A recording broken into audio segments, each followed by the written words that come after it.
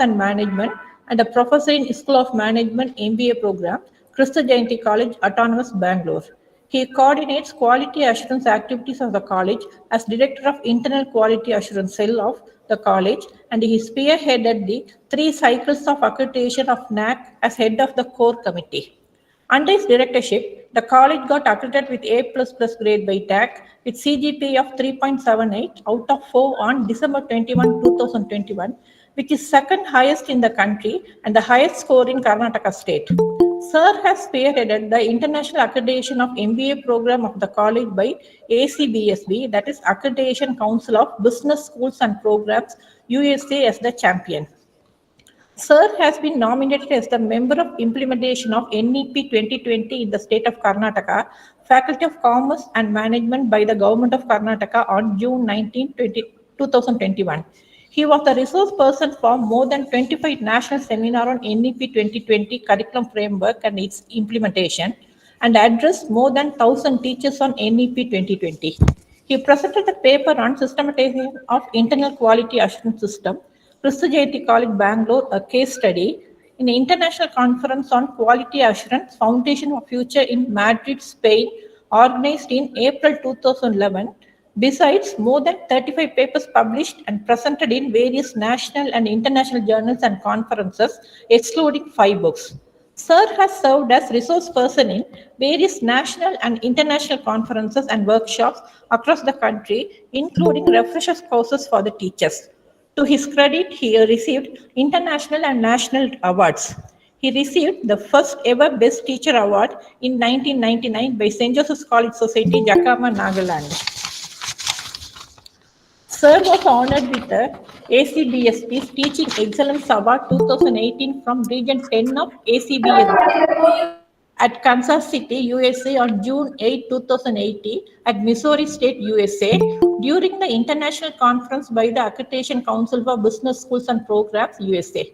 The award was for Region 10, which comprised of 16 countries in South and Southeast Asia, including India. He received Dr. APJ Abdul Kalam Lifetime Achievement National Award for achieving outstanding excellence in the field of teaching, research, and publications on February 24, 2018 from International Institute for Social and Economic Reforms. Sir also received the Principal Excellence Award 2020 by Higher Education Forum Gujarat Chapter. Sir has organized more than 20 international conferences, 50 national conference workshops, 30 MDPs and FDPs as the conference convener, program coordinator, program chair. He is the resource person for more than 100 national, international conferences, workshops, and FDPs, including 30 FDPs on OBE. He is a part of conducting training program for college to school teachers on psychosocial understanding of current generation learners. He conducted more than 55 training programs across the country in various schools and colleges. He conducts training programs for plywood industry personnel on management concepts and cost reduction techniques. He assists institutions in setting up of the internal quality assurance systems and grant of autonomous status, and 16 institutions benefited so far. Sir is an external examiner of University of West Scotland for the MBA International Business and Finance. He is a member of Board of Study and DOE in Bangalore University for MCOM program, and member of Board of Study for Management Studies in Christ University and Symbiosis University, Pune. He is the member of editorial board in World Journal of Management, Economic and Empirical Economic Letters. Sir is the Vice Chair, Member Relations Committee, ACBSP USA. He is a member in Innovation Forum, Confederation of Indian Industry, member of Industry Institute Panel of Bangalore Chamber of Industry and Commerce, and is also a member of HR IR Panel and Manufacturing Excellence Panel of CIA. Sir has 29 years of teaching and corporate experience, and he specializes in finance, accounting, and taxation. Sir is a consultant for quality assurance and improvement and is an advisor for personal investment tax planning. Sir visited the more than 15 countries like United States of America, England, Scotland, Ireland, Japan, China, Hong Kong, Malaysia, Singapore, Dubai, Russia, Turkey, Thailand, Italy, and Spain as part of international academic exposure. Sir, we are honored to and pleased to have you as a resource person for today's session. Thank you. Thank you, ma'am. We are pleased to have such an eminent personality amongst us. Assessments are meant to drive continuous improvement and foster sustainable growth. May I request Dr. Aloysius Edward J. Dean and Professor, Faculty of Commerce and Management, Christ Jayanti College Autonomous, Bangalore, Karnataka, to take over the session. Sir, please.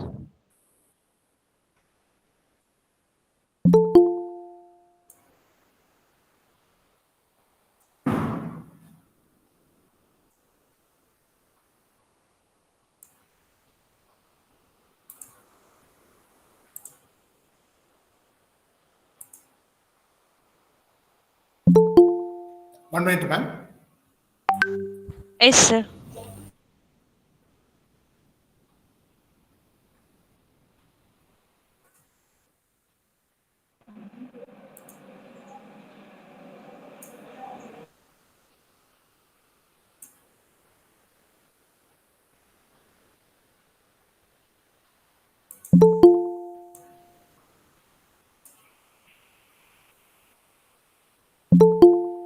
Now, can you able to share, see the screen? Yes, sir. Your screen is visible, sir. Full screen or how it is? Not the full screen, sir. Ma'am? So we're not able to. It's full screen is visible, sir. 1 minute, ma'am.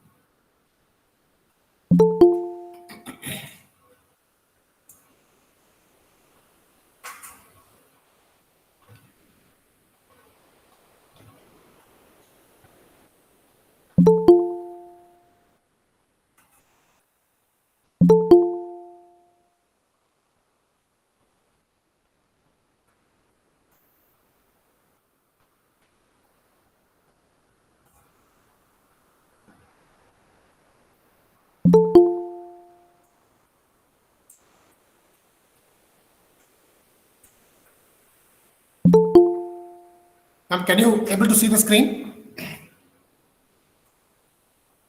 Ma'am, can you able to see it? Yes, sir. Screen is visible, sir. Next is going. No, sir. It's not moving, sir. 1 minute.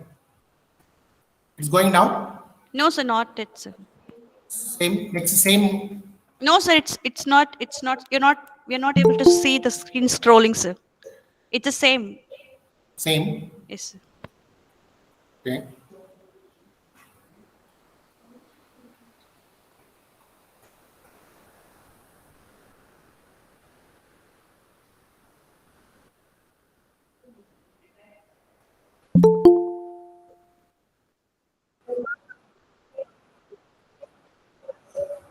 Yeah. Now it's, can you able to see? Ma'am, can you able to see the screen, ma'am?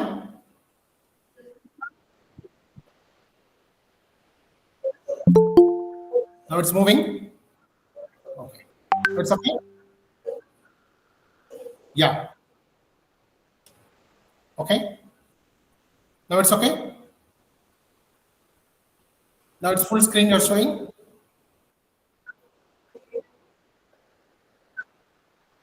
Now it's going. It's going, ma'am. Now is it clear? Yeah. I go to the next slide already. Sir, slide show போடுங்க sir மேல இருக்கு பாருங்க ஆப்ஷன்ஸ்ல Yes, ma'am. click slide show.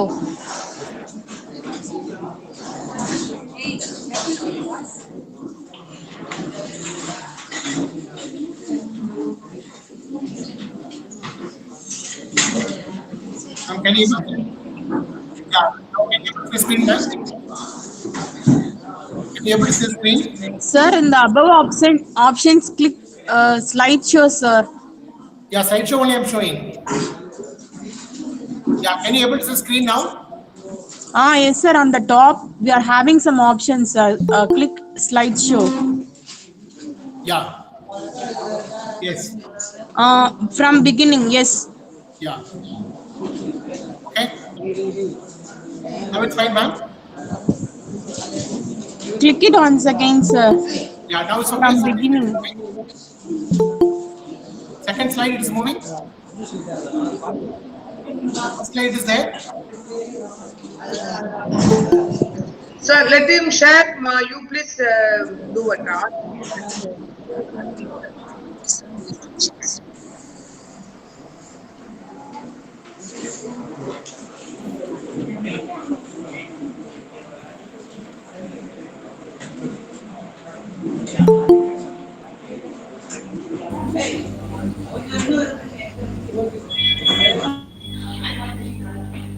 What's the mail ID, ma'am? Sir, I have given it in your WhatsApp, sir.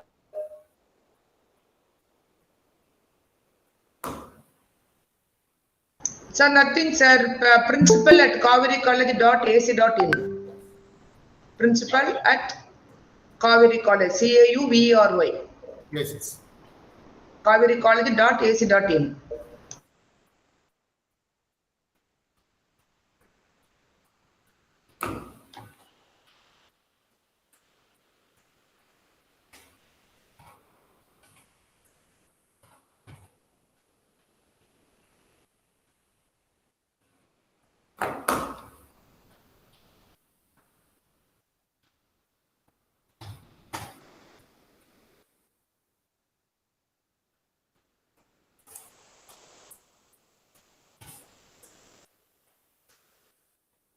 Yeah, sent, ma'am. Accuracy absent.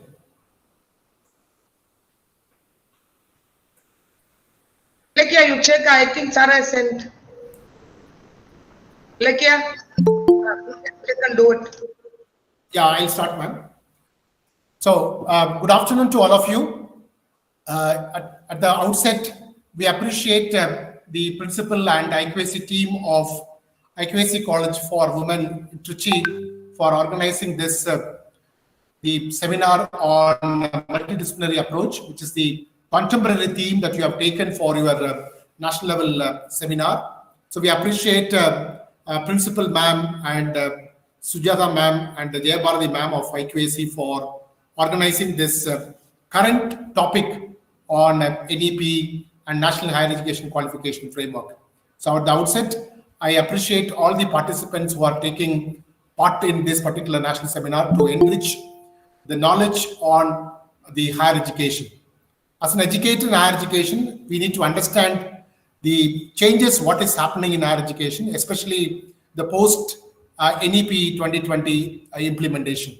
The past 2 years, for past 24 months, a lot of changes are happening in higher education. All the changes, many changes will happen, especially in the Indian higher education system.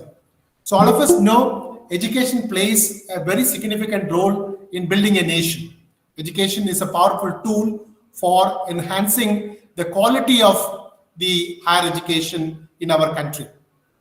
So higher education, the main aim of higher education is to develop good, well-rounded and holistic individuals. So that is the major purpose of any higher education in our country. So we have about 46,840 higher education institutions in our country, including 114 institutions of national importance, 51 central universities in our country, and 463 state public universities, 440 state private universities, 126 deemed to be universities, 895 autonomous colleges, including Cauvery College for Women, and we have 46,502 affiliated colleges in the country.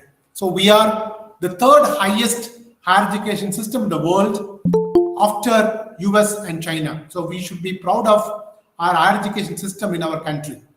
So when you look at the present higher education system, which enables the students to compete not only locally, but also nationally, regionally, as well as internationally.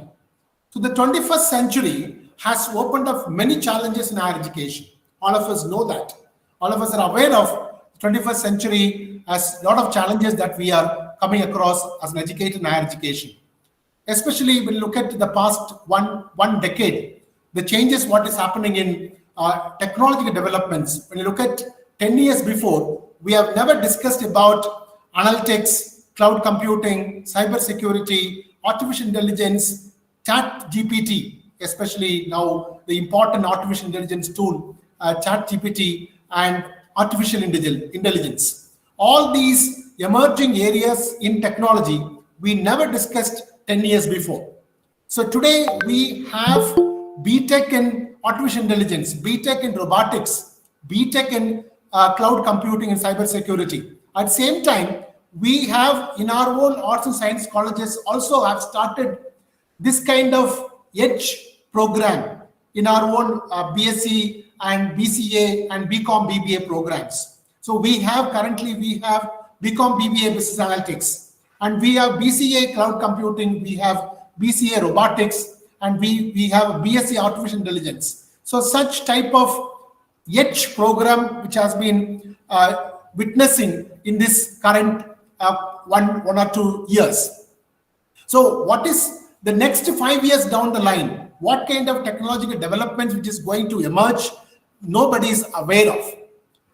So what is important today is, as an educator in higher education, as a teacher in higher education, we need to understand this particular significant point. What we teach in the classroom is not relevant 5 years down the line. So we are preparing our students for jobs which are not available today. We are preparing our students for jobs which are not available today. The company which are all existing today, the companies which are part of the Sensex or Nifty may not be there as part of Sensex and Nifty 10 years down the line or 15 years down the line. Some disturbance. Kindly unmute. Kindly mute your mic.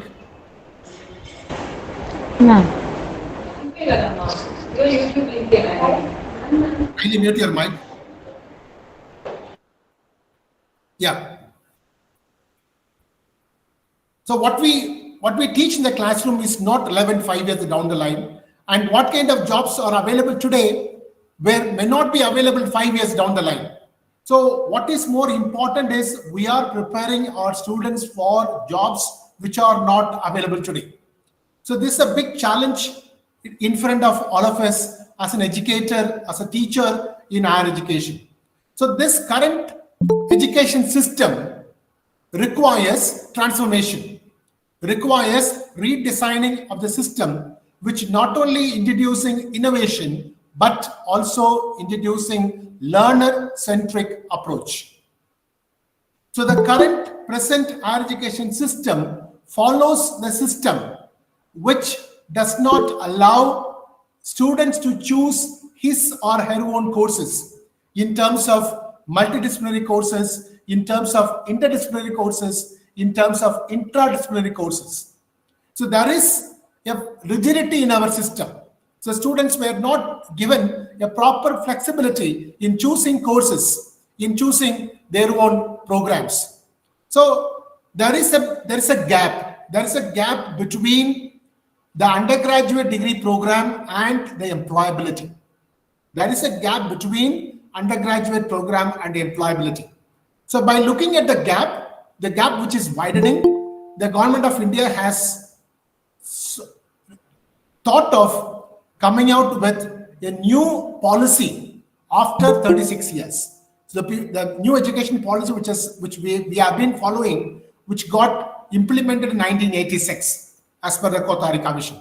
So after 36 years, a new education policy which came into exist and which got approved in our union cabinet on 29th July 2020. The new education policy comes out with the multiple reforms which include multidisciplinary education,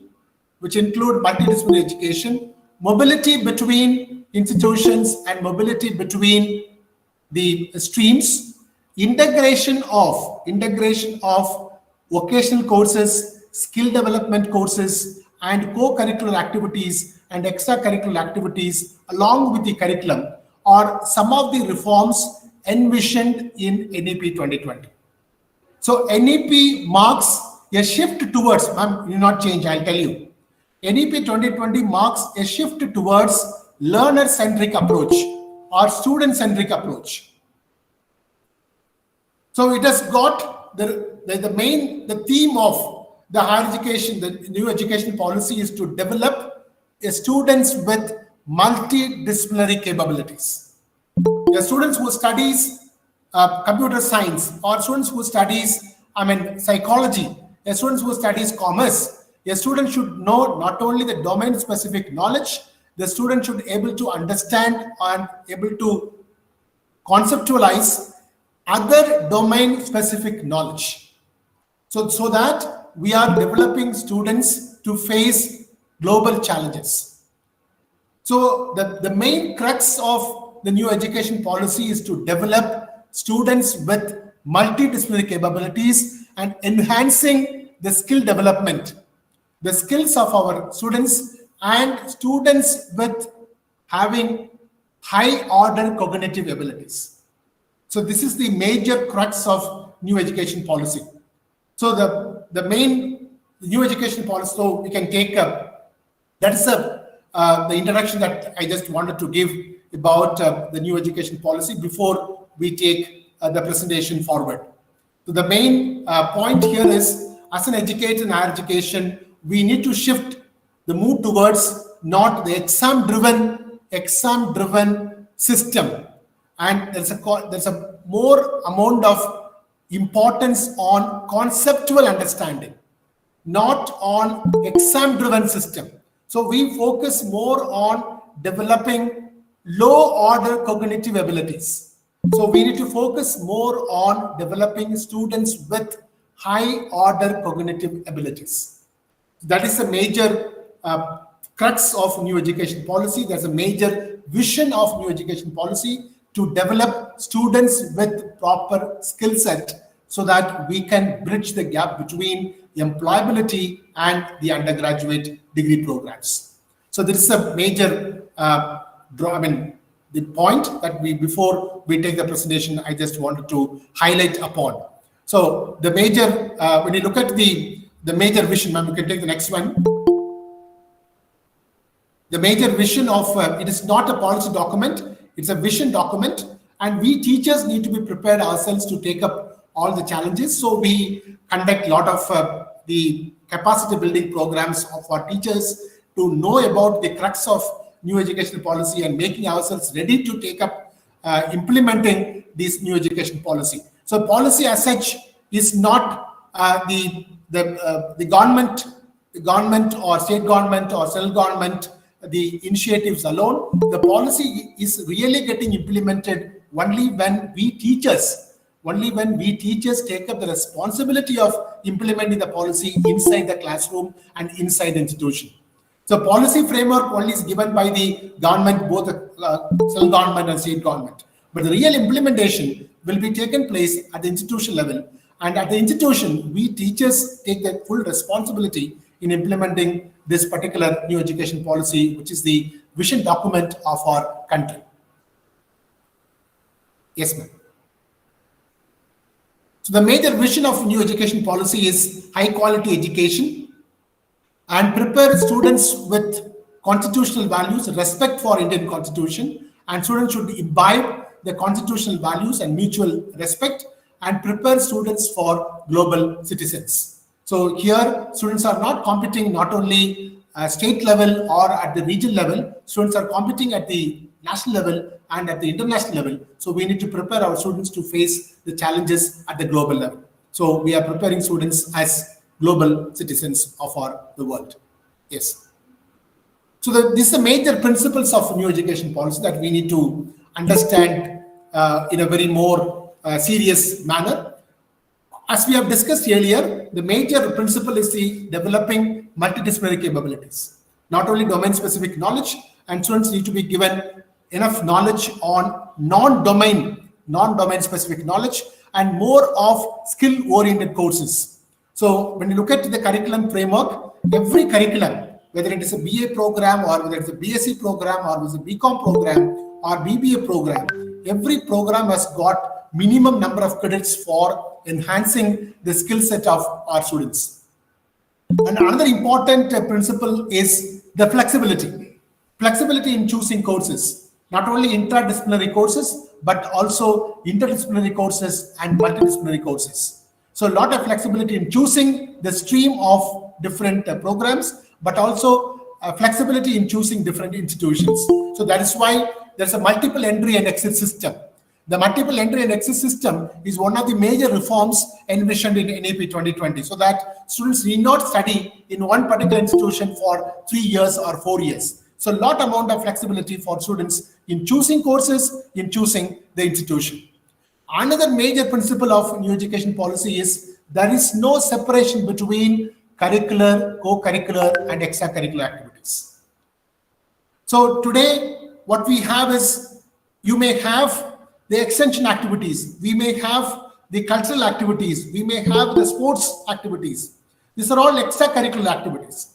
And we have a co-curricular activities. We conduct the exhibition, we conduct the industrial visits or the field visits, or we have internship or project work. All these opportunities, we provide them students to enhance the experiential learning experience, to enhance the experience learning of the students. So all these are today, it is part of the curriculum. So a student need to be part of the sports, and he is given adequate number of credits, and it is the marks what he scores is part of CGPA. So today we may have sports, today we have a cultural activities, which are all considered as extracurricular activities, which is not at all part of our curriculum, which is not part of CGPA itself. Students who score, we take only the marks of the core courses and elective courses. We don't take marks for the sports, how much he scored, the cultural activities, how much she scored, that we never take care of.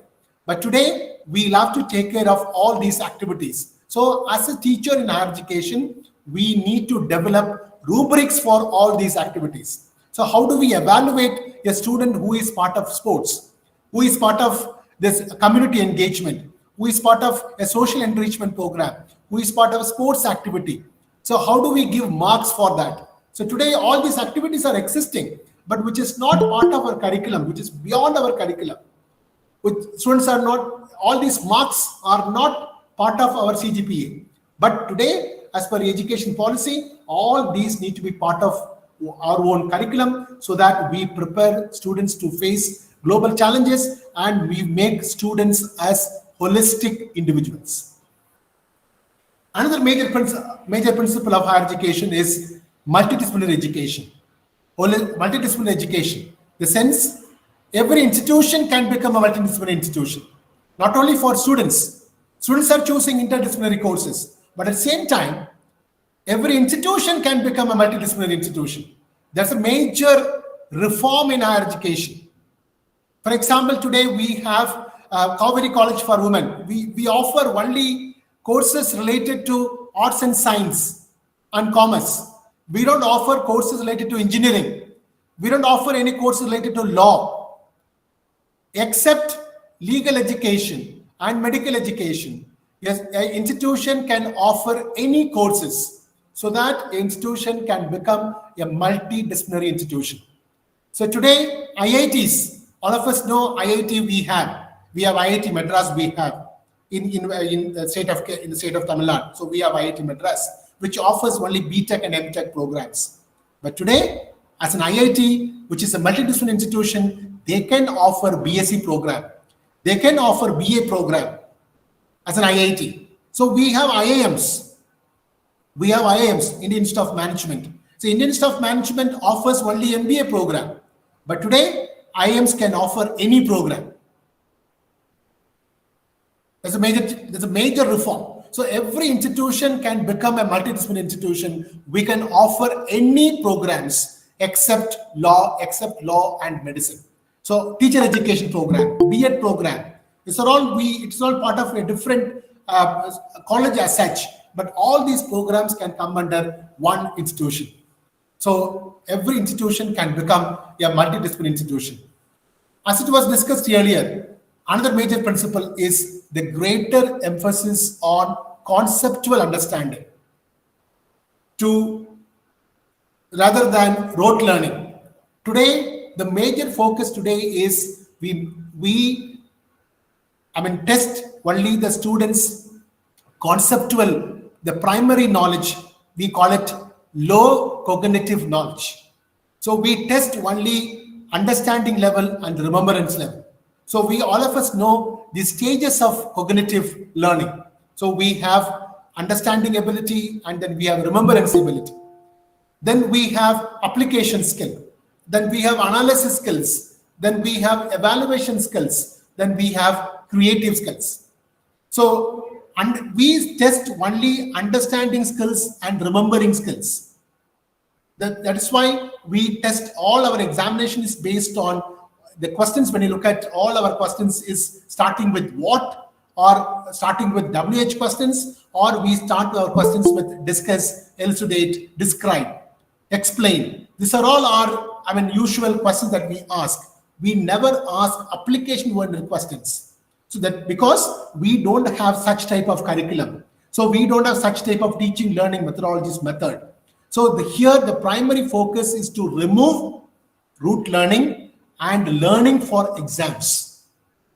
There must be application-oriented questions. So we'll have to enhance high-order cognitive skills. That is, ability to apply, ability to analyze, ability to evaluate, and ability to create.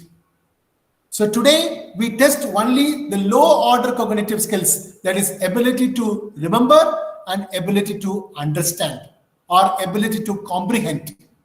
So we never provide any kind of importance on high order cognitive skills because our curriculum doesn't want, our teaching learning methodologies doesn't match with that kind of ability.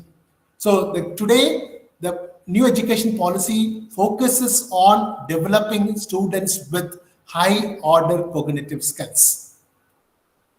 Another major principle is to develop the 21st century skills.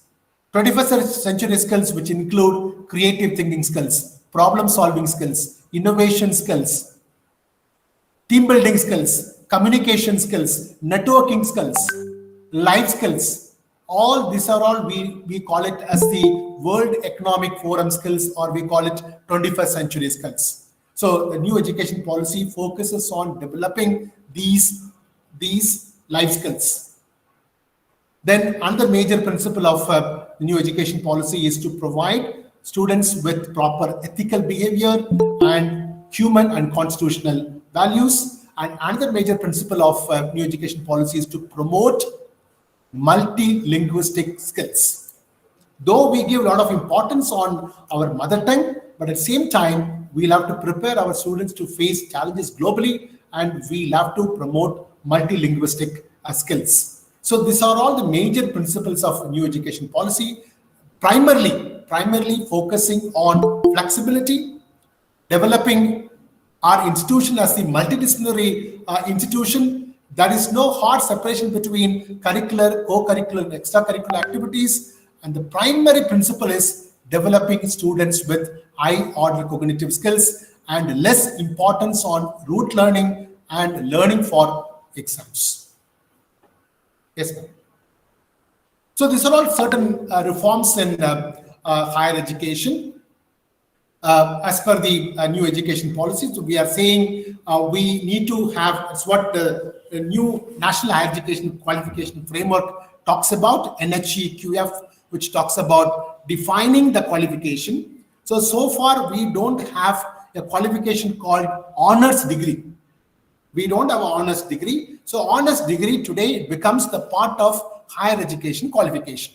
So today, what is higher education qualification? We have undergraduate degree and we have postgraduate degree, and then we have MPhil and we have PhD. These are all four undergraduate. These are all four higher education qualifications. So these higher education qualifications are awarded by the competent authority. Competent authority today is university. But as per the reforms in higher education, even colleges, even autonomous colleges can award the degree. So keeping in mind, when you look at the last week, Bombay University, in our own country, Bombay University has granted 14 autonomous colleges in Mumbai to grant their own degree.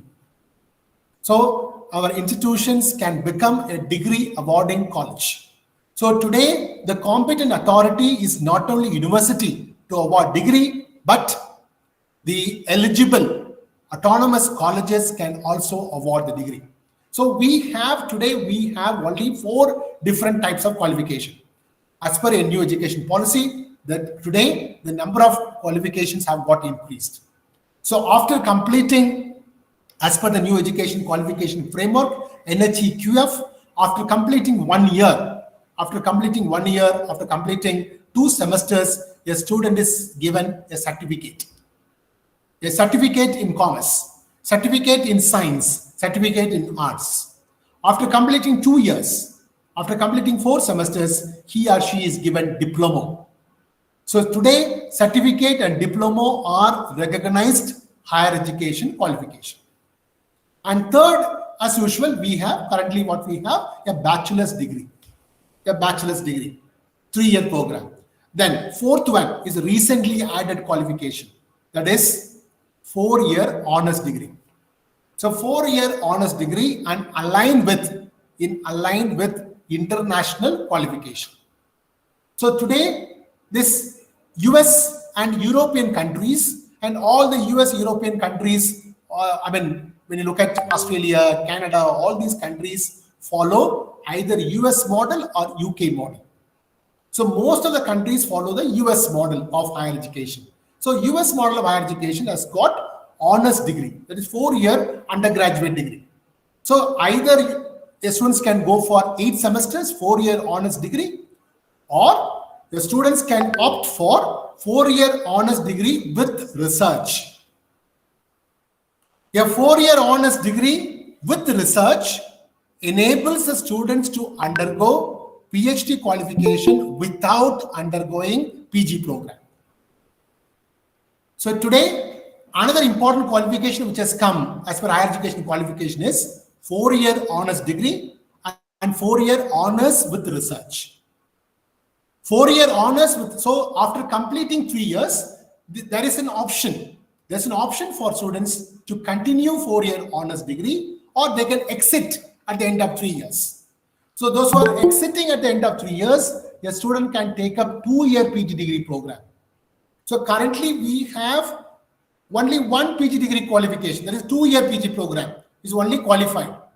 If you go for 1-year PG program, we don't have currently. So today, National Higher Education Qualification Framework recognized 1-year PG program. So it's additional qualification in terms of higher education qualification. So higher education qualification, so far, we didn't have 1-year PG qualification. So today, as per NHCQF, we have 1-year PG degree program. So a student who doesn't opt for exiting at the end of 3 years, who is going for 4-year honors degree program, he can undergo 1-year PG program. So MPhil degree program is that particular qualification itself is removed from our umbrella of higher education qualification. So there is no qualification called MPhil degree program. So students who exit at the end of 3 years, either you can go for 2-year PG program, or afterwards you can take up the PhD. So the teachers who are here, the qualification is MCom PhD or MSc PhD or MA PhD or MCA PhD. But 5 years down the line or 7 years down the line, our own colleagues, our own students, they may have BSc Honors Research PhD. They may not go for PG program. BCom Honors Research PhD, their qualification itself, BSc Honors Research PhD. They may not go for MCom. The same way, BA Honors Research with PhD. So our own colleagues, the 5 years down the line, 7 years down the lines, there may not be qualification called PG qualification. So that students can say 1 year. So today, the PhD qualification, a student can, what is the entry qualification for PhD? The entry level qualification for PhD is either PG qualification or 4-year honors program with research. There's a major change in higher education qualification. So that is the major reform. Ma'am, next one, ma'am, next one. So this is what 3-year program and 4-year program that which is coming.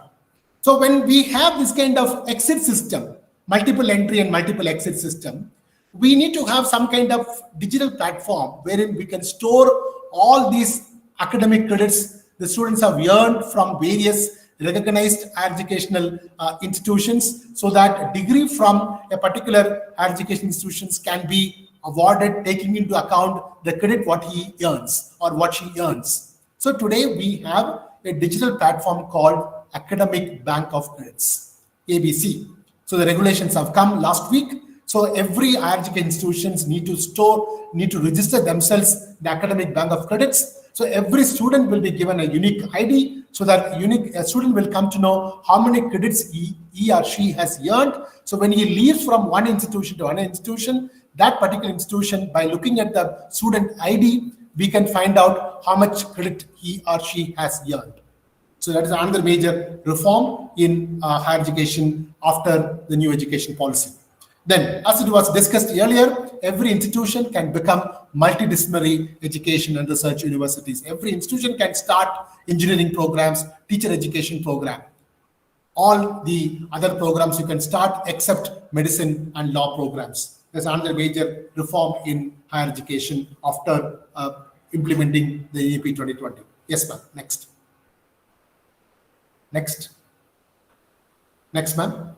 Yeah, so another major reform is, as it was discussed earlier, there are all this affiliating system. So today we have the competent authority for awarding the degree is the university. This is a model that we followed from our colonial system, from UK model that we are following, because only university can grant degree and the universities are affiliating colleges. So after implementing this policy, the affiliating system will move away. So every institution should become an autonomous college. So keeping in mind, to become an autonomous college, earlier the condition was every institution should have minimum 3.01 CGPA for NAC accreditation when we go for becoming an autonomous college. But today, the new autonomous college regulations have come. The last month, the new autonomous college regulations have come. All these conditions have been removed. Any institution which accredited, irrespective of the CGPA, irrespective of the score, can apply for autonomous. Can apply for autonomous without getting any kind of NOC from the state government. Straight away, the institution can apply, can become autonomous college, so that the autonomous college can become a degree awarding autonomous college. So every institution will become a degree awarding autonomous college. So the institution which is having more than 3,000 students and the institution fulfilling this condition can become a degree awarding autonomous college. The competent authority of awarding degree is today the autonomous college. So today already Bombay University last week granted 14 autonomous colleges under Bombay University to award degree. So there will be three types of institutions we can see in the near future. There may not be any state public universities, state private universities, deemed to be universities, central universities, either a degree awarding autonomous college or teaching university or research university.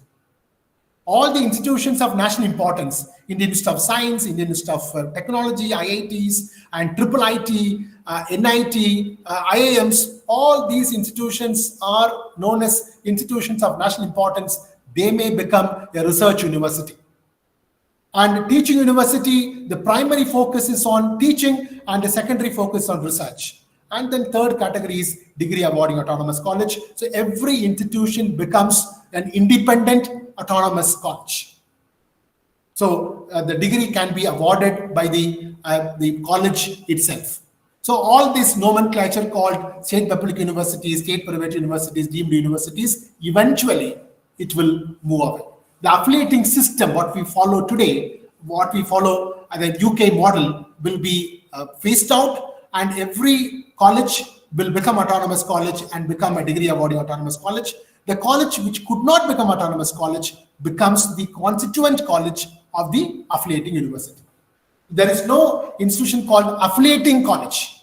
There is no concept of affiliating college. It will become a constituent college of the university, the colleges which could not become the autonomous college in the near future. That is why the condition to become autonomous college got eliminated, and every college can become an autonomous college today. Yes.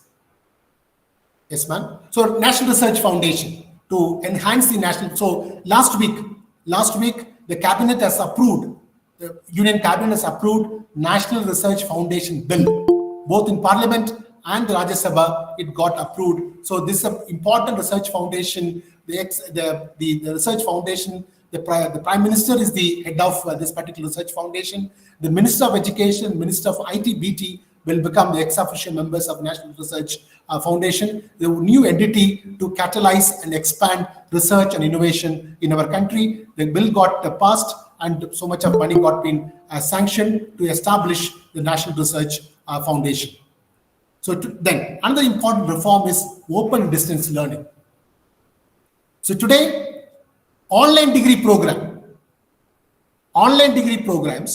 a degree program which is earned through the open and distance education mode is considered on par with formal qualification.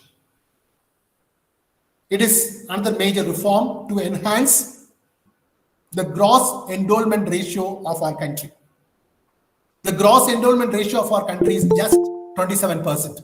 That means for every 100 students who pass out in secondary level education, only 27 students join in college education or higher education. The remaining 73% of students are not part of mainstream of education. When you look at our own peer group, US is having more than 90%, China is having more than 83%. So our gross enrollment ratio is only just 27%. To enhance the gross enrollment ratio to reach 35%, at least by 2030, this is a major reform in the new education policy, allowing the students to undergo online degree programs and open distance learning, which are treated on par with formal qualification. That means your students can do simultaneously, students can do dual degree programs. So today, it is not allowed. If a student, when he takes up any qualification and any colleges or university, he cannot undergo any degree in some other institution because TC or certificate all will be in trouble. But a student can undergo a dual degree program simultaneously. So based on this, IIT Madras is innovative, and they come out with the first online degree program called BSc Data Science. Last year they have started BSc Data Science, and last year itself 47,500 students are undergoing these online degree programs throughout the world. But examination will be offline examination. So with the students who are undergoing formal qualification in our own institution, a student can undergo online degree program in some other institution. But at the same time, our own institution, Kaveri College for Women, can offer online degree programs by fulfilling the conditions of University Grants Commission. So an institution can offer online degree programs simultaneously. That is another important model which is drawn from international. So when you look at any international university, whether you take US or UK or Australia or New Zealand or in Canada, any foreign university, when you look at the number of students who are undergoing education, for example, 2%, for example, 100 students are studying in any foreign university, maybe 5 students may be in formal class education. I mean, they come to campus and study offline campus. But remaining 90 to 95 students may be undergoing this degree program through online. So online degree program is the game changer in our higher education system. So simultaneously, students can undergo dual degree programs, and every institution can start online degree programs which are treated on par with formal qualification today. Yes. Yes, ma'am. Yeah, another important reform is internationalization. The new bill has come. Already the new bill has come the last November itself. Every institution at the top QS 500 ranking, every institution abroad, foreign countries can set up their campus within our country. That means Without students travel outside the country, outside India, students can undergo foreign university degree in our country. So there are certain eligibility conditions for universities to set up their campus in our country. All the regulations have come, and keeping in mind the two universities from Australia already set up their campus in Ahmedabad. In Ahmedabad, in Gift City, already two universities from Australia have set up their campus. Students can undergo their particular campus degree, so they get degree from Australia directly without traveling to Australia. At the same time, our own institutions, which is fulfilling the conditions, prescribed conditions specified by UGC, our own institutions, top-notch institutions, can set up the campus outside the country. So all our institutions are capable of setting up our campus outside the country, provided we fulfill certain conditions. So that's a very big game changer. So our students move abroad for foreign degrees, but that kind of brain drain, that kind of mobility from one country to another country, students can spend money here. So our economy, our local economy will get increased. So to reduce this brain drain, so this kind of new bill has come, internationalization of higher education. The foreign universities which fulfill the condition, which is top QS 500 ranking, can set up the campus within our country. At the same time, our own institution, higher education institution, can set up the campus outside the country. Then today we have another major reform which is going to come. It's already, the draft regulations have come already. Today we have different multiple bodies that we have. University Grants Commission, AICTE, All India Council of Technical Education, which monitors all the engineering institutions, management institutions, pharmacy institutions, hotel management institutions. And then we have a teacher council that we have for B.Ed colleges. And then we have a council of architecture for architecture institutions. So we have a bar council, and we have National Medical Commission. So we have multiple governing bodies, multiple statutory bodies. All these statutory bodies will get merged. So it will become a National Higher Education Commission for India. So National Higher Education Commission for India, which consolidates all these autonomous bodies of different statutory bodies of different higher education qualification. And then we have this University Grants Commission, which has got dual aspect of granting, monitoring, and as well as granting different grants. So it will be the University Grants Commission. We may have General Education Council, which has got the responsibility of coming out with the graduate attributes. Higher Education Grants Council is only for the granting to different colleges. So the granting part will be removed from the University Grants Commission. Already another important reform in higher education is to come out with multiple assessment accreditation agency. So today all of us know we have only two accreditation agency in our country. One is NAC, and then we have NBA, which is having multiple accreditation. So there will be a multiple accreditation agency which comes under the umbrella of National Accreditation Council. So already the regulations have come, draft regulations have come last week. It was kept open for public feedback till June 30th last week. Till June 30th, it was kept open for sending our feedback, and then it will become regulations from 1st January 2024. Yes, ma'am. So this is what the implementation of NEP 2020 in different colleges, as all of us need to understand, it's the responsibility of implementing this policy with the institution and with our teachers. So we have come out with the model. I have come out with a model of implementing this NEP 2020 and different institutions. Yes, ma'am. Take, ma'am. Next. So this is a model that we can talk about. Electric model.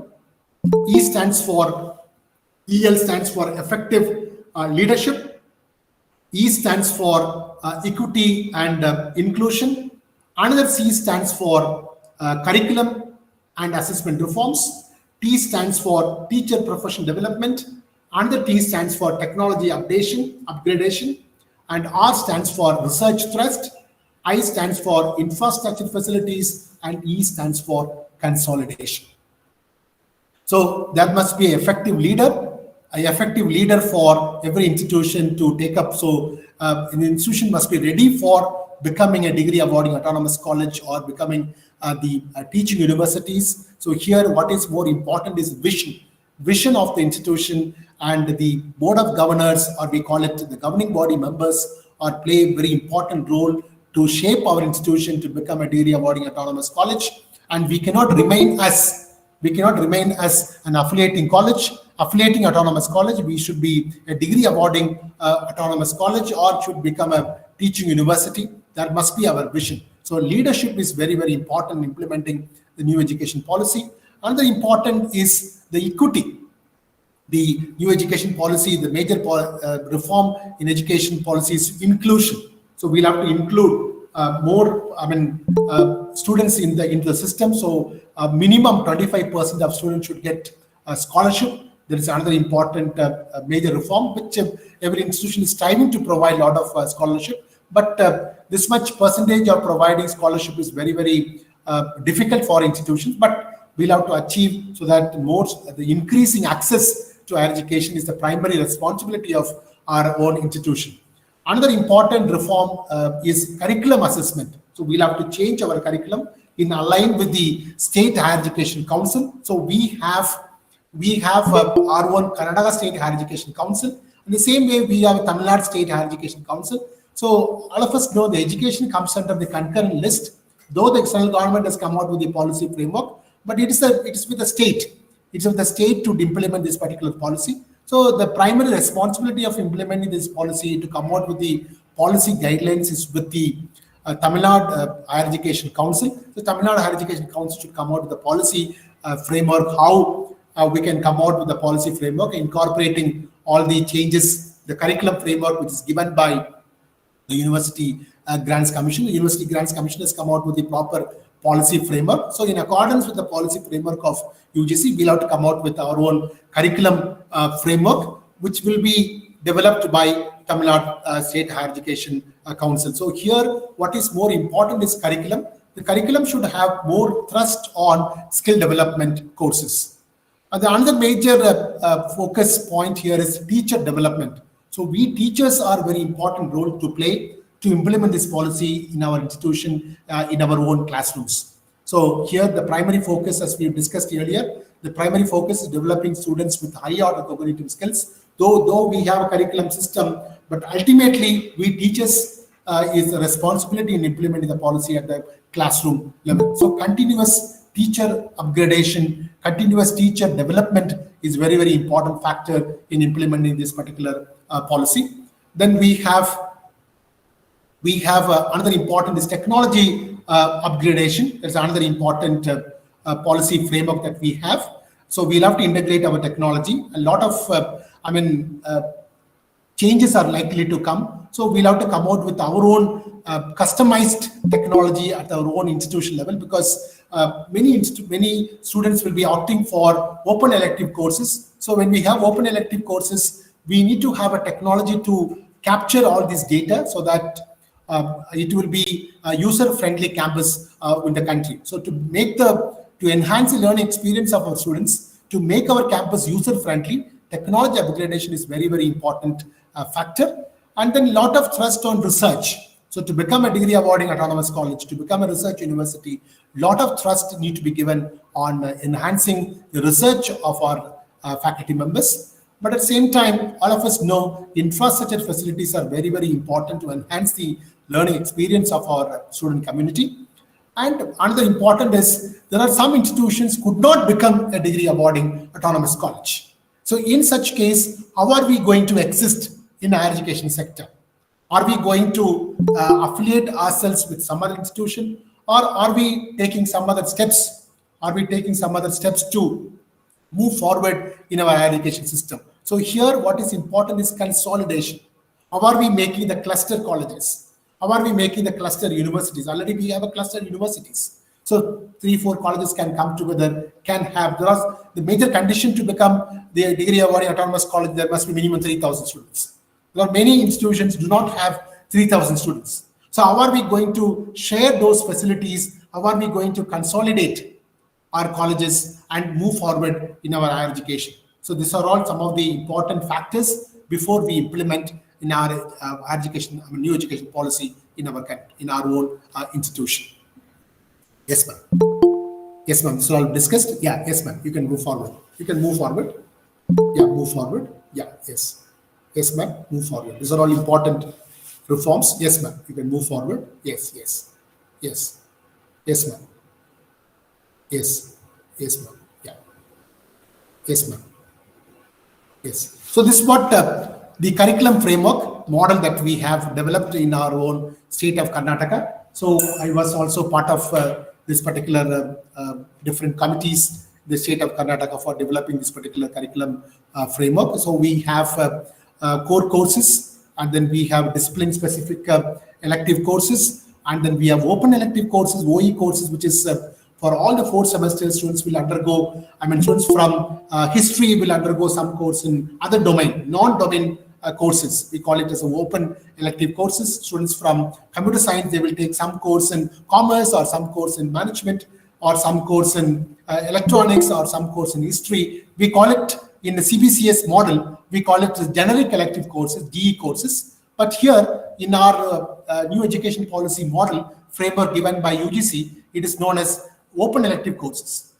Open elective courses. But in our CBCS model, we may offer 1 or 2 courses in different semesters. But here, the condition is minimum 4 courses.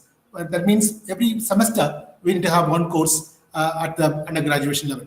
Then we have ability enhancement courses, that is for the languages, and the Indian Constitution becomes the very important element as ability enhancement courses, and the environmental studies and India and Indian Constitution. These are 2 important courses that we'll have to offer under the heading called ability enhancement courses to students to understand constitutional and environmental realities.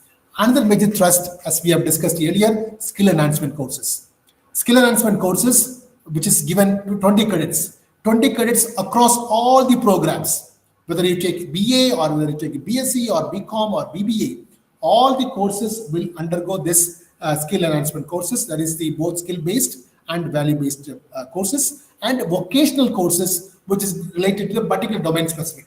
Vocational skills. Vocational skills is another major component of curriculum framework under NEP 2020. So when you look at the total number of courses what we offer, we have core courses, we have elective courses, and we have open elective courses, ability enhancement courses, and then we have skill enhancement courses, and we have vocational courses. So these are all the, framework model is for program core. So program core means we have a BCA, we have BCom, and BBA. So these are all the program, we call it as a program core, because there is no question of offering some other domain specific programs. BCom is only BCom. There is no some other program core we can offer. So BCom, BBA, and BCA, we call it as a program core.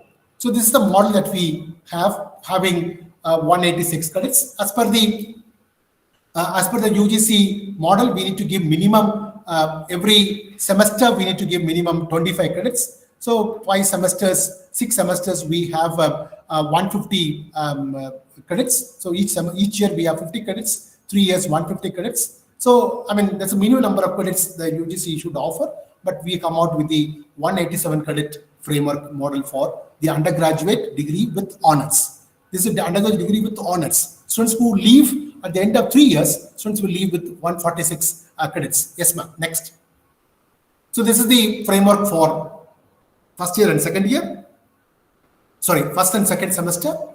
Students comes out with the certificate of 50 credits. Second, third and fourth semester, we have 25 each.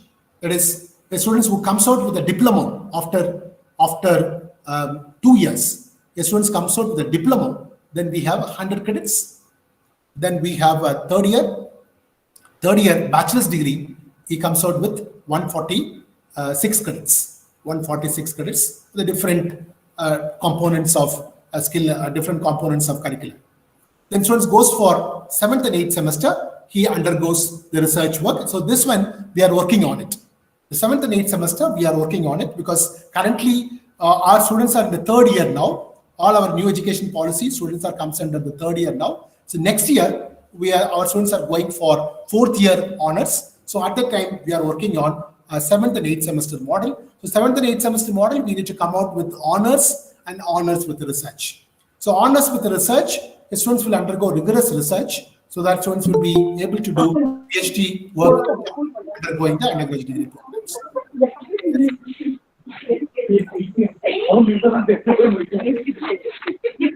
Yes. 30 minutes. Yes. Yeah. So like this, we have come out with a different framework model for different programs, BA, BSc programs we have come out with. So it is given in the subsequent slides. We can go through it. So with this, I take it a great opportunity to thank all the participants, to thank the principal of Cocurricular College for Women and the IQAC team members of the Cocurricular College for Women for providing me this great opportunity to share my little knowledge on NEP 2020 and different reforms in NEP 2020. Thank you very much for a great opportunity. Any queries, any questions, always you can open up. Yes. Thank you, sir. Very excellent presentation. It's very brief also. I hope the participants will be able to understand very clearly about what is to be focused for the NEP 2020 connected with the various reforms. Thank you. I hope the participants will have some queries. Kindly raise your queries. Thank you, ma'am. Thank you, sir. Thank you, sir, for your detailed note on the reforms, curriculum, assessment, evaluation, and rubrics as per the National Education Policy 2020. If you have any queries, you can post the queries or you can unmute your mic and you can ask the queries. Participants, if you have any queries, either you can post it in the chat box or you can unmute yourself and you can ask the queries.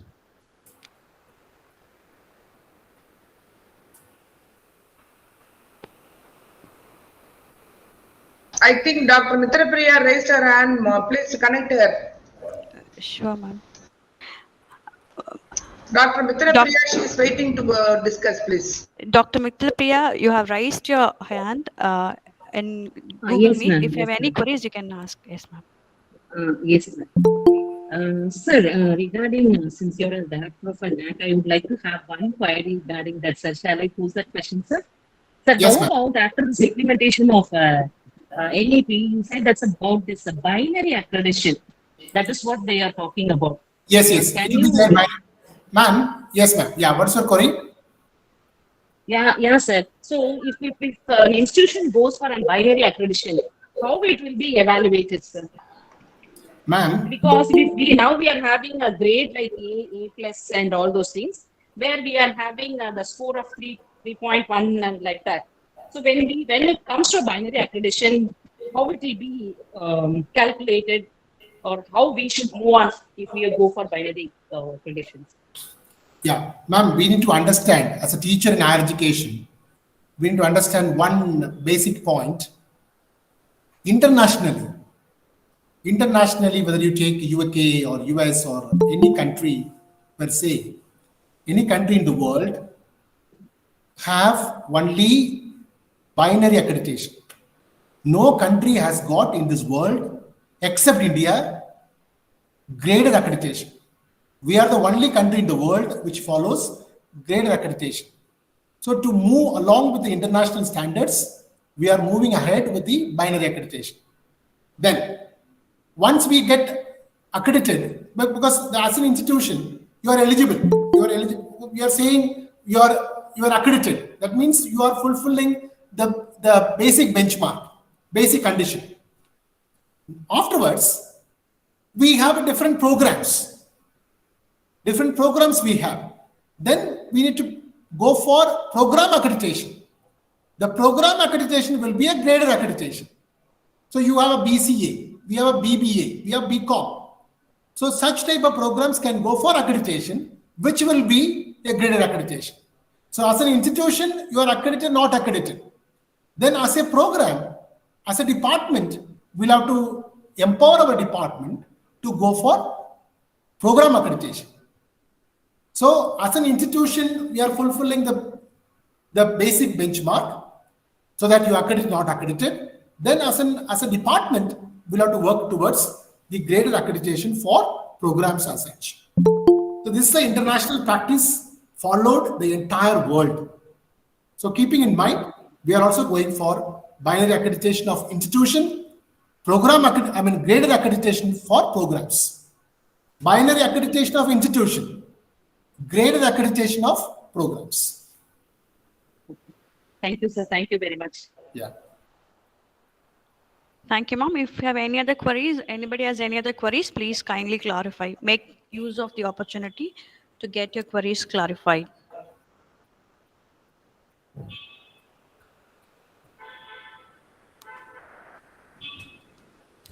Sir, my doubt is, Yes, ma'am. now even though that NEP 2020 already is initiated, a few states have started, what about other states, those who are not yet started, what sort of controlling thing is going to be, sir? How it is going to proceed further? Ma'am, as it was discussed earlier, education comes under the concurrent list of our Indian Constitution. Yes. So it is both center and state are equally responsible for implementing the policies of central government at the state level. Yes. So central government has come out with the policy framework, it's come out with the reforms. Yes. Now it is for the state government to take it forward, to Yes. come out with our own state government policy or following the policy of central government. Okay. Otherwise, what happens?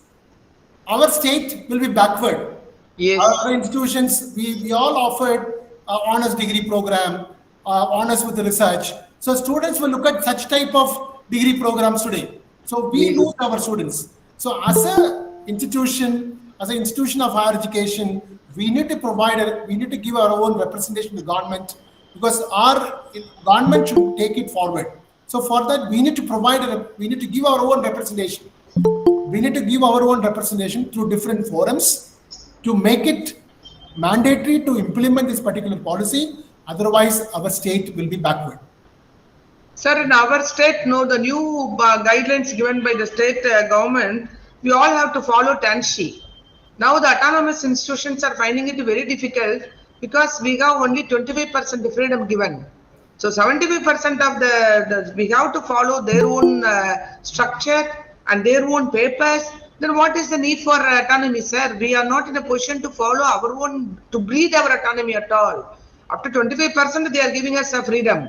So we really confused now. I already represented to UGC also about what is the state of autonomy in Tamil Nadu, because this is the thing now it's going on. But no other alternative for the year 22-23 and 23-24 also. We have initiated this TANSHI syllabus because uniformly it is followed in all the universities and all the vice chancellors are allowing to have. So we, the autonomous institutions, we represented to state government, we represented to UGC also, but we are not getting any direct directions. But this is a very crucial time now. So we initiated with whatever the TANSHI says. I don't know in what way that the new education policy and the state government and all, how it is going to be. See, you have started, Karnataka has started, no problem.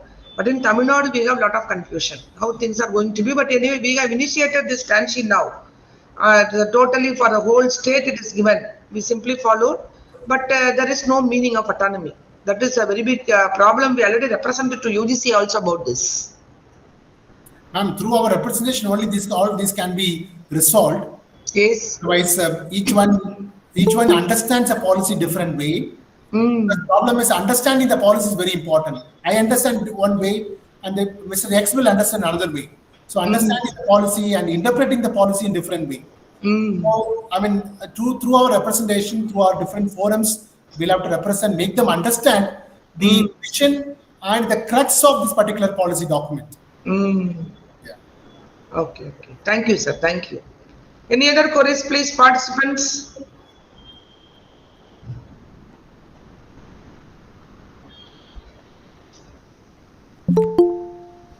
I think they are giving their feedback.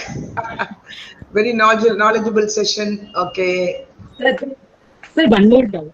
Yes, ma'am. Okay. Can I, sir? Yes, sir. Actually, you told when you were giving that lecture that is there should be at least 3,000 students in college. Otherwise, it will be clustered to another college. Yes, So, yes. on what basis this cluster will happen, sir? Ma'am? Your voice is breaking. On what Repeat basis? Say for again. uh, Mitra Priya, repeat sir, again. actually, Breaking. yes, ma'am. Yes, ma'am. Ma'am, now it's audible, ma'am. Yeah. Properly? Yeah, Yes, ma'am. please. I hope. Yeah, yeah. When you were discussing this lecture, sir, you said that there should be at least 3,000 students in a college. Otherwise, if the college is having less than 3,000, it will be clustered with another college. Is it so, sir? Yes, So, ma'am. if that is the case, how it will be, on what basis the cluster will happen, sir? Ma'am, this is what very important here. Now we have all these institutions are run by either trust or society, correct? Yes, sir. It is a government, non-government institutions. Government institutions is all run by the government. So we have non-government institutions, which is either aided or unaided institutions. So non-government institutions either will be a trust or society. Now we have 5 colleges run by with the same trust. 5 colleges run by same trust, which can merge as one institution. Easy for us. But if it is managed by different trust, and different trusts should come together and then come out with a consensus, then move forward. Otherwise, the another option is to become a constituent college of the university. So keeping in mind, see, all this we need to understand why these regulations are coming very often. So these are all a time period given to all institutions to think how we can move forward in the near future. In higher education institutions, as an higher education institution, how we can move forward. So every institution should become an autonomous college. That is why the condition of becoming autonomous college got relaxed. Earlier it was, we should have a CGPA of 3.01. Now it got relaxed. If you have a NAC accreditation, even if you have B grade, we can go for autonomous. We can apply for autonomous straight away. So once you become autonomous college and try to build your own campus. So provided you have that many number of facilities. So what I'm saying now, the degree awarding autonomous college, affiliated colleges, all this, the affiliating system will move away. All it will take minimum 12 years. So 2035, that's the target. So 2035, the 2040 is the target period of completely implementing this particular policy, 2040. So 2035, institution should become a degree awarding autonomous college. That's why all these conditions got relaxed. Even when you look at this condition today, these regulations today, new autonomous college regulations today, we need not have UGC nominee in our governing body. In our governing body, from this academic year onwards, we need not have, earlier we used to have UGC nominee for our governing body, for our autonomous college. This year onwards, we need not have. We need not have UGC governing body. And the colleges which is going for applying, we need not get the state government, the NOC. State we can apply. See, all these regulations got relaxed, thinking that this kind of the complete regulatory framework will come from the state government. State government will have a lot of regulations. So they understand. That is why all these regulations got relaxed. The institutions can become autonomous college, and then they can become a degree awarding autonomous college. So that particular concept, every teacher, every member in management need to understand the future of higher education system of our country. So by 2040, there may not be state public university called Bharatiya University. I mean, Bharathidasan University. It will become a teaching university, or it will become a research university. So now currently, gradually, the near future, students may not opt for PG program. The PG program will move away. Students will go for undergraduate, 4-year undergraduate honors program. I mean, if at all any qualification, because now for any job profile, you have a qualification for PG program. Now that qualification for different companies, qualification for different government organizations, it may change. The qualification itself may be honors degree program. Students need not have PG program. So in such case, the PG program will move away. So the university departments Currently, do they offer undergraduate program? No, sir. No, sir. They are offering They only offer PG, only, sir. they offer only PG what? programs. PG programs. No, PG sir, programs and they are PhD. offering integrated programs, sir. No, Many integrated universities, programs, in our college also, our university also offering integrated 5 years. 5-year integrated programs are different from undergraduate program. Yes, yes. Mm. 5-year integrated programs are not different from undergraduate program. So university departments, they offer only PG programs. But today, Bangalore University, Bengaluru, our own university, they offer BA, BSc, BCA, BCom program. Because they know 5 years down the line, university departments will not have PG students. They will not get revenue. So they started offering UG programs. So you find big advertisement, Bangalore University offers BCom BBA program. Okay, there's a change. Now for IIM Bangalore, any take your IIM, they offer only MBA program. They know MBA program, students will not come the near future. So they have started offering integrated BBA MBA program.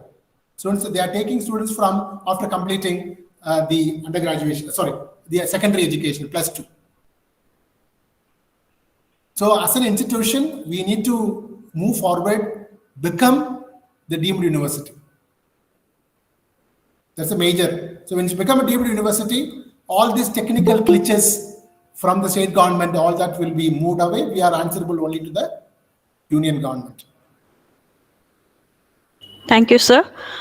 Ms. M. Hema Malini has posted a question in chat box.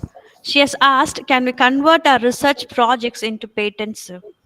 Yes, ma'am. Surely you can convert into research patent, provided we follow certain conditions, because we need to register for patent, we need to apply for patent, we need to register for patent.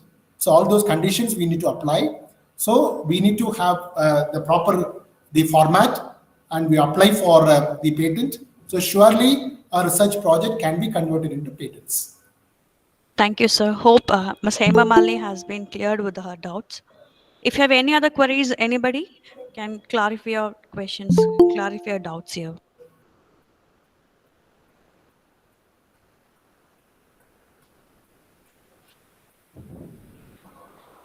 Thank you, sir. Thank you so much for your detailed session on National Education Policy 2020. May I call Dr. N. Neela, Associate Professor, Department of Business Administration, to propose vote of thanks.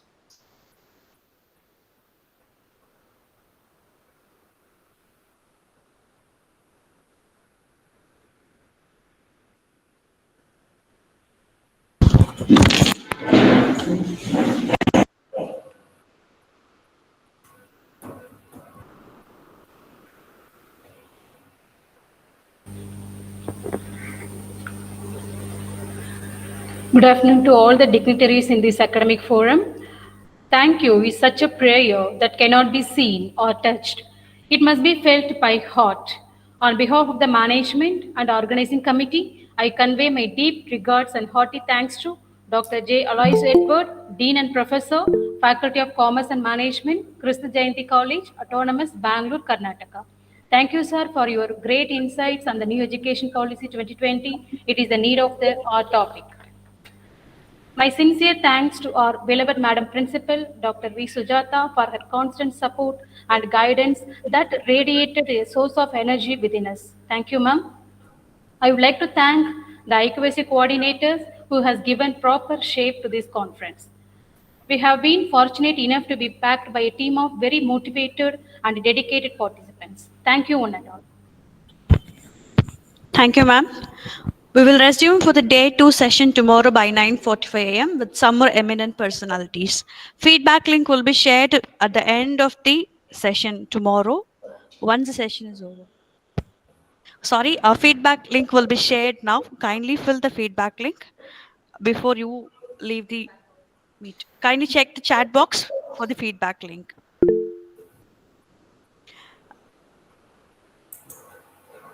Okay, Dr. ma'am. S. Wahida has raised her hand. If you have any queries, please. Dr. S. Wahida.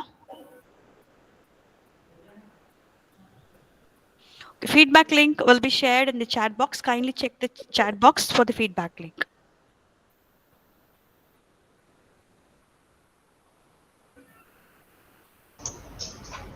We have shared the feedback link in the chat box. Kindly fill the feedback link without fail. Please.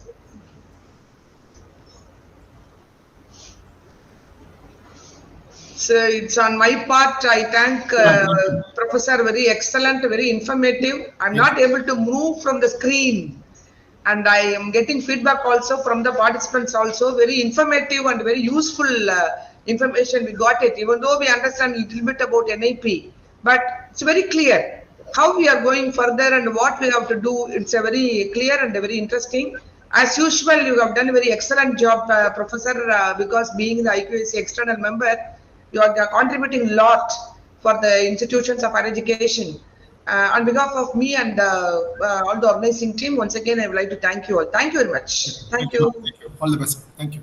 Thank you, ma'am. Thank you, ma'am. All the best for tomorrow. Thank you. Thank you, sir. Thank you, sir.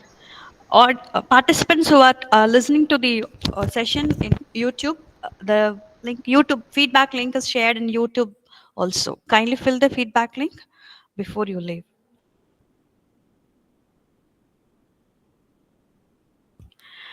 Thank you, everyone. I would like to end the session with a quote: "Quality is not an act; it is a habit. Let's practice every day." Thank you. Thank you all. Let's meet with another session tomorrow. Thank you all.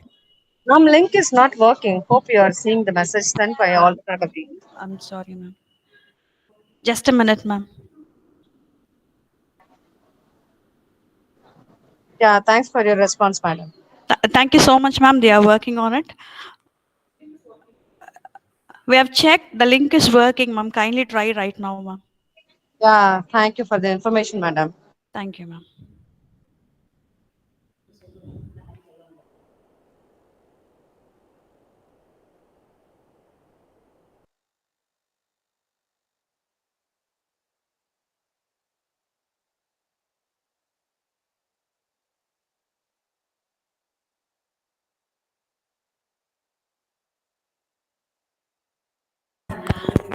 Thank you, ma'am. You all can exit the meet.